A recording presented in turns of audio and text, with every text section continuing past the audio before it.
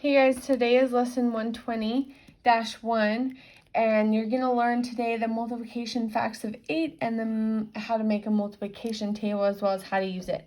So I've already filled in some of these squares and you might want to pause the video so that you can copy down these if you don't know your multiples. If you know these multiples, just fill them in. You're going to start over here on this side. So with the 2, all you do is you write the multiples of 2 here. 2, 4, 6, 8, 10, 12, 14, 16, 18, 20, 22, 24. This is basically, as you write them in, all you have to do is 2 times 1 is 2. 2 times 2 is 4. 2 times 3 is 6. If you don't know your multiples, that's a way that you can figure it out. So pause this if you need help with these multiples, which is totally fine if you do. Pause that and then fill those in, and then I'll do an example with 3 here. 3 times 1 is 3. 3 times 2 is 6. 3 times 3 is 9. 3 times 4 is 12. 3 times 5 is 15. 3 times 6 is 18. 3 times 7 is 21. 3 times 8 is 24. 9 times 3 is 27. 10 times 3 is 30. 11 times 3 is 33. And 12 times 3 is 36. So that's basically how you get those answers. Now to use a multiplication table, all you have to do is find the numbers that you're multiplying. So if we're doing 7 times 7, I would find my 7 here, my 7 up here, and I would go until we met, and that's 49, okay? So 7 and 7, and match them up. Now let's try it with 8 times 11. 88. This will help you so much as you work on different worksheets. So fill this out and have it to help you. Keep it in your folder. Keep it wherever you put your math stuff so that it can help you. The next part of this lesson is our problem-solving worksheet. We're doing side A together. Now, if we were in the classroom, I'd have my big chart. This is problem-solving worksheet, and it'd have different ways in which we could problem solve these types of problems. So think back to how we've problem solved in the past. Sometimes we have to work backwards to forwards. Sometimes we have to cross out numbers that may be confusing to us that we don't really need, that they just put in there. There's lots of different ways.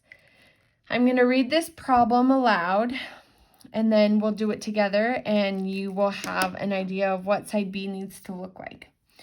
So Samuel and a friend went to a sandwich shop. He had $10 to spend for 2 sandwiches. Samuel bought 2 different sandwiches. His change was $3.50. Show which 2 sandwiches Samuel bought. So he had $10 to spend, and he spent, we don't know how much he spent, but he got $3.50 back from the $10. So we're going to first find out how much money he actually spent. And we would do that by taking the money he had and minusing his change from it. So we're going to put $10 minus $3.50. We always begin at the right side. That's 0. We can't take 0 minus 5, so I'm borrowing from the 10. That makes that 9, and I carry a 1 over there, which makes it 10. 10 minus 5 would be 5. Bring my decimal point down. 9 minus 3 is 6. So he actually spent $6.50. Now we can look at what 2 sandwiches he might have bought because we have the prices per sandwich.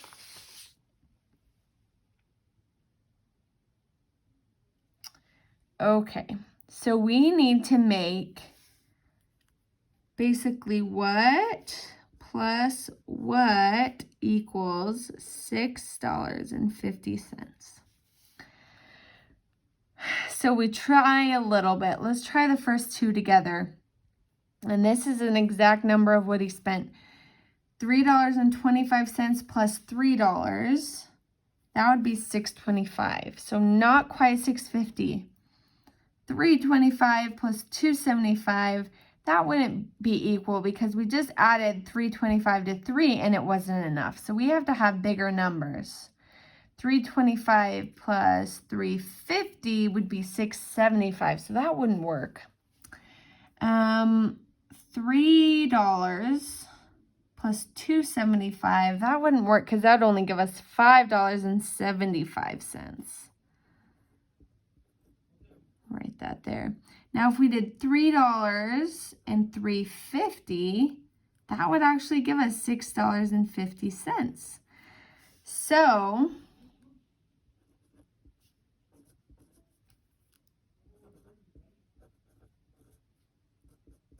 he bought a tuna sandwich for $3 and then a ham sandwich for $3.50. Now at the bottom it says, which 2 sandwiches did Samuel buy? We just found out that he bought a tuna and ham. So what we did was we kind of worked backwards for this. We saw he spent $10 and he got $3.50 for change. So we worked backwards as to how much, to find out how much he spent, and then we were able to add up which sandwiches he bought. Side B is going to look similar, and that one's up to you. You just have to write a little bit more explanation of how you got your answer. All right, good luck, guys.